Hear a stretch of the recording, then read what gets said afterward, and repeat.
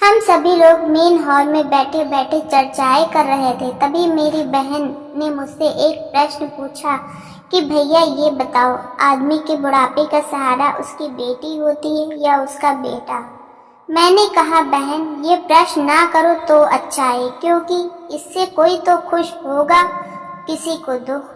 तो अन्य सभी लोग जिद करने लगे, नहीं नहीं, ये बात तो बतानी ही पड़ेगी, वो भी विस्तार से। मैंने कहा तो फिर सुनो, बुढ़ापे का सहारा बेटा या बेटी नहीं, बहू होती है। जैसे कि लोगों से अक्सर सुनते आए हैं कि बेटा या बेटी बुढ़ापे की लाठी होती है, इसलिए लोग अपने जीवन में एक बेटा एवं बेटी की कामना जरूर रखते हैं ताकि बुढ़ापा अच्छे से कटे। ये बात भी सच है, क्योंकि बेटा ही घर में बहू लाता है। बहू के आ जाने के बाद एक बेटा अपनी लगभग सारी जिम्मेदारी अपने पत्नी के कंधे पर डाल देता है और फिर बहू बन जाती है अपने बूढ़े सास ससुर की बुढ़ापे की लाठी। जी हाँ, मेरा तो यही मानना है, वो बहू ही होती है जिसके सहारे बूढ़े सास ससुर अपना जीवन अच्छे से व्यतीत करते हैं।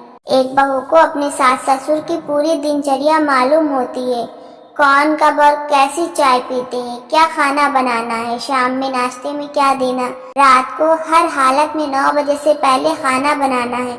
अगर सास ससुर बीमार पड़ जाए तो पूरे मन या बेमन से बहू ही देखभाल करती है।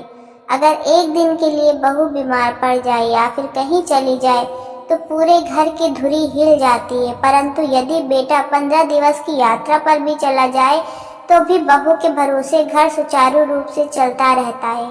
बिना बहू के सास ससुर को ऐसा लगता है जैसे उनकी लाठी ही किसी ने छीन ली हो। वे चाय नाश्ता से लेकर खाने के लिए छटपटा जाएंगे, कोई और पूछने वाला उनके पास नहीं होता, क्योंकि बेटे के पास समय नहीं है। और अगर बेटे को समय मिल भी जाए तो वो कुछ नहीं कर पाएगा, क्योंकि उसे ये मालूम ही नहीं कि माँ बाबूजी को सुबह से रात तक क्या क्या देना है, क्योंकि बेटे के चंद सवाल है और उसकी जिम्मेदारी खत्म। जैसे माँ बाबूजी ने खाना खाया, चाय पिए, नाश्ता किए, लेकिन कभी भी ये जानने की कोशिश नहीं करती कि वो क्या खाते हैं, कैसी चाय पीते हैं। ये लगभग सभी घरों की कहानी है। मैंने तो ऐसी बहुएं देखी हैं जिसने अपनी सास की बीमारी में तन मन से सेवा करती, इसलिए मेरा मानना है कि बहू ही होती है बुढ़ापे की असली लाठी। लेकिन एक बात और सच है कि आप में भी अकल होनी चाहिए कि हर वक्त मेरा राजा बेटा, मेरी रानी बेटी की रट छोड़ मेरी अच्छी बहू रानी की रट भी लगानी चाहिए। अतः अपनी बहू में सिर्फ कमियां ना ढूंढे, उसकी अच्छाइयों की कद्र करें। आज का संदेश, बहू के त्याग और सेवा को पहचानिए। बेटे एवं बेटी से पहले बहू को अपना मानिए, और मेरी बेटी मेरा अभिमान और मेरा बेटा मेरा अभिमान कहना भी छोड़ो।